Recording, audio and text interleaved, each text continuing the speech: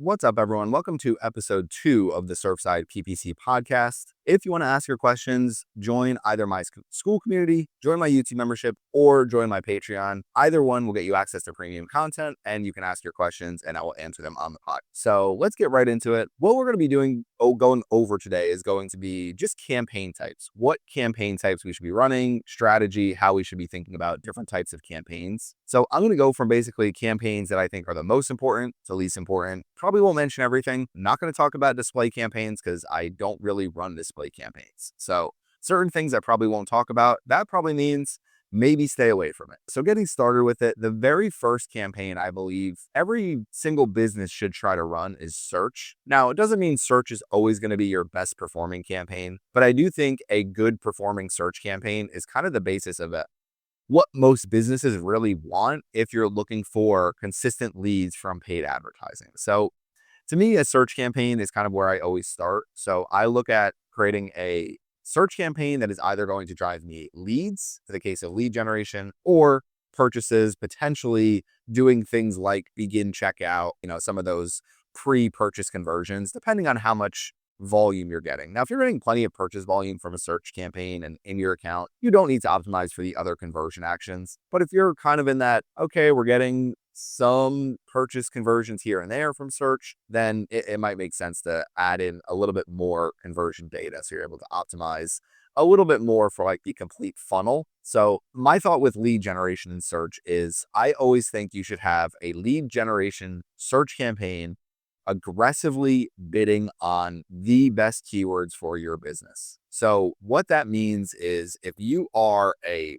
roofer that is serving pick any market in America, a roofer that is serving Dallas, for example. Basically, I think the most important thing to start with is making sure that you are targeting keywords like roof installation Dallas, roof replacement Dallas, roof installation near me, targeting your local market. So targeting keywords like that, I think getting the most you can out of those keywords, because that ultimately is going to be where the best searchers are. It's worth paying for that traffic. You might say, I'm not paying, $50 per click, but for a roofing job, I mean, the average roofing job is thousands and thousands of dollars there are companies that are willing to pay $50, $60, $70 a click, sometimes higher, because if they can get a lead for every 3 or 4 clicks or every 5 or 6 clicks, then there's a pretty good chance that they're going to be making a whole lot of money because they're going to have a good lead flow coming in, plenty of jobs for the roofing company. So to me, that's kind of always my starting point. Search campaign, targeting really the main high search intent keywords for the services that you're providing. Now, sometimes people ask, when do you separate campaigns? So I use roofing as an example because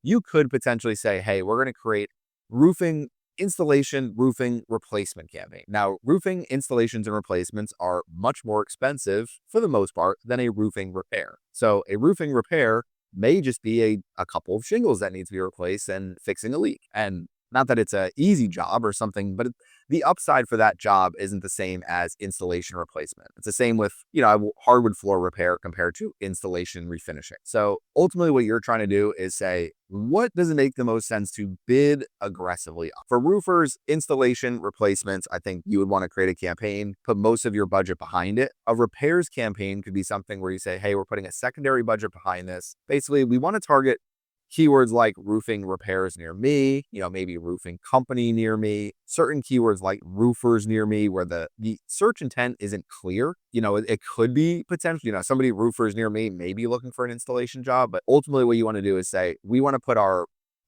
aggressive bids on those keywords in that search campaign. And then we want to have a secondary search campaign targeting these other services. I've done the same thing before with a company that did water damage restoration, different restoration services, very expensive clicks. Mold remediation, not as expensive as restoration. So it's instead of kind of mixing in a service that's less expensive with less upside, then that's when you want to kind of start separating out some of those services into their own campaigns. And for e-commerce, it's the same thing. If you have different categories of products, then creating separate search campaigns can be a good strategy depending on, what the return is for those products. So ultimately, that's how I look at creating my initial search campaigns. Now, one of the new things is AI Max for search campaigns. To be honest, I'm not a huge AI Max. So far, I haven't used it that much. I'm assuming I will use it a lot in the future. Just in beta right now.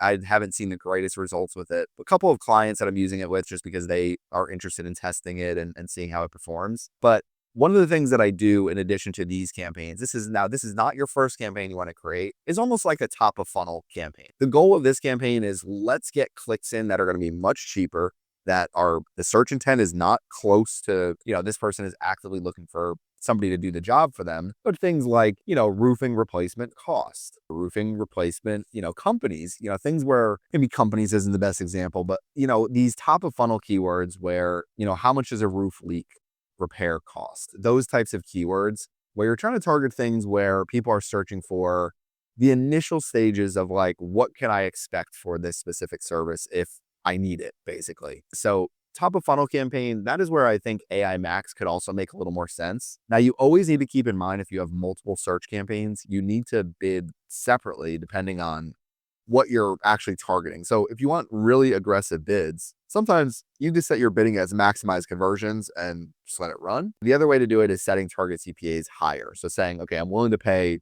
$300 for a roofing replacement and installation lead. I'm willing to pay $150 for a roofing repair lead. I'm willing to pay $75, for a roof installation cost lead. So you can kind of adjust your target CPA budgets. You can also use portfolio bidding strategies and kind of keep everything on the same bidding strategy. Probably wouldn't make sense for what I just talked about. But ultimately, when I'm talking about campaigns for search, that's kind of how I'm thinking of it. I want a high search intent campaign for my best services that we're targeting. And for some companies, they have really one service that they're providing. It might be one, I've worked with a company that really they're like, we want to advertise for, plumbing repairs. It's like, that's all we want to advertise for is plumbing repairs. I'm like, well, we do leak repairs. And like, we want people that are searching plumbing repairs. I'm like, so it's sometimes you get things where we're just doing something very specific. And, when that's the case, it's like towing, towing near me, towing and flat tire. Like there's not a ton of things to target with the ways people are searching for that. So that's kind of the way I look at it. Ultimately, search campaigns, I think that's where you want to put the majority of your budget most of the time. Now, the next campaign type is performance max. When you say performance max, you either get, people have mixed opinions on it. Performance max is a great campaign for e-commerce. So it's really built for e-commerce, for, Google Shopping, connecting your merchant center to it. And what I'm finding with performance max more and more is Performance Max works really well for local. It works really well for e-commerce, and for lead generation, it does require management. Like you do have to manage the campaign and figure out ways to make it work. It's not a perfect campaign. It might drive you some low quality conversions, low quality phone calls, but I'll tell you over the last 6 months, I've been running more of them for lead generation because now you can actually see the search terms that are driving, what it's actually going after. You get a little bit more of the audience targeting that, for longer sales cycles, like for a, plumbing leak repair, or water damage restoration, it might be, we need something immediate. We don't need an awareness ad running. We need to spend all of our money on direct response. It's like, that's fine. Performance Max does still go after that. So to me, Performance Max, if you're kind of skeptical on it and you're like, no, then don't run it. But I have found good results with it. And if you are a local store, you definitely want to run a local store visits objective Performance Max campaign. If you are an e-commerce website, you definitely want to run a sales e-commerce campaign. So those are the ones, or sales purchase, those types of campaign. Sales Performance Max. Leads Performance Max is just one of those. You do need to watch it. You do need to manage lead quality, and you need to understand that it's going to drive you some low quality leads at times, but it does go after really good audiences. And to me, the top of funnel search campaign that I mentioned that incorporates, maybe potentially AI Max, maybe using some broad match keywords in that. Didn't really talk about keyword targeting as much, specifically match types in this episode, but that's kind of a whole nother conversation that we'll have. But basically it's one of those things that with Performance Max, I get not wanting to spend a ton of budget behind it if it's not looking like the leads that come through it are good. But I do think there are positives to running it. And I think ultimately you're going to be reaching, even if you're like we do garage door repair, right? You're going to be reaching your local market. So just having that, hey, we're reaching homeowners in our local market, when they do drive into their garage door by accident, maybe you're top of mind. Maybe they saw your ad. Maybe they saw one of your trucks in the neighborhood. Maybe, a neighbor said something once, like, oh yeah, I saw that ad too. That's kind of the thing I think about. It ultimately, you don't want to run Google ads based on like vibe marketing that way. But with Performance Max, I feel confident enough in the audiences that it's actually going after that I do think it does a good job of reaching more of those top of funnel keywords. What happens if my son drove into the garage door? Maybe your ad shows for that because you're running Performance Max. When your search campaigns wouldn't otherwise be targeting it, maybe you get a cheap click. Somebody comes to your website and they convert. It's one of those things that that's kind of what I look at with Performance Max and lead generation. Now, the only other real campaign that I've been running is demand gen. So I don't run as much just YouTube standard video view campaigns. I don't really run display campaigns. Smart campaigns, I never really ran. So really, it's a lot of search and Performance Max if we're talking about campaign types. The last one would be demand gen. Demand gen is video. So the whole point of demand gen is you're running your video on YouTube, across the display network potentially. I personally prefer to run more on YouTube than the display network. And with demand gen, I find the usefulness of it is if you do have a video marketing or video creation strategy, running video ads can be useful even with a small budget because you're building up a YouTube audience. So the main thing that I focus on with demand gen is if I'm using more audience targeting through Performance Max and,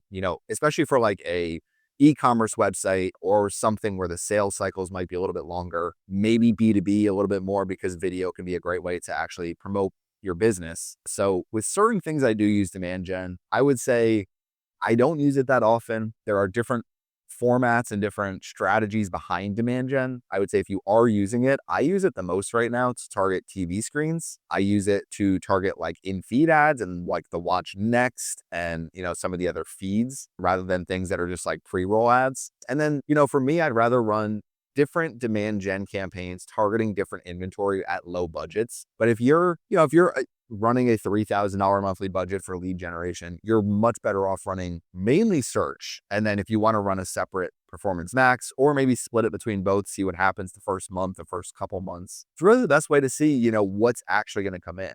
I've had a lot of success with Performance Max recently, getting more store visits, getting a lot of phone calls going through the business profile, a lot of Google Maps inventory. So search Performance Max is kind of my main thing that I've been setting up in accounts, new accounts. Search is always where I start. That is like my main priority. Say, budget wise for e-commerce, you put your budget behind what drives purchases, which is generally going to be Performance Max and shopping. And then, search is kind of your third there. But ultimately, putting budget where it's going to work, search is probably 80 and Performance Max is probably 20 on the lead generation side. So if you have any questions about this, just let me know. Thank you for listening. And this is our podcast episode number 2. Make sure you subscribe, rate, review, tell your friends, and thanks for listening.